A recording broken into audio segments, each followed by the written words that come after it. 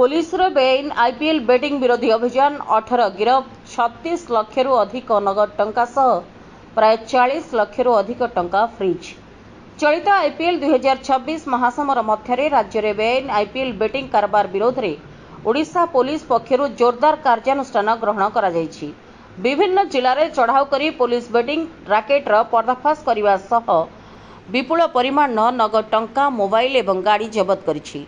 Police सूचना अनुसार सारा राज्य में आईपीएल बेटिंग संक्रांत में मोट 4टी मामला रुजु करा जायथिबा बेले 18 जन अभियुक्त को गिरफ्त करा जायछि। एही अभियान में पुलिस विपुल परिमाण अर्थ अन्य सामग्री जबत करिबारे सफल होइछि।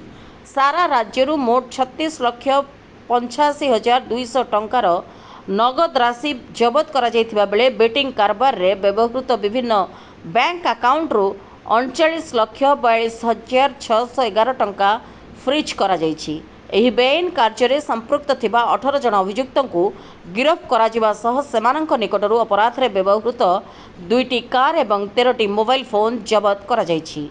Bureau report Ekamra media news.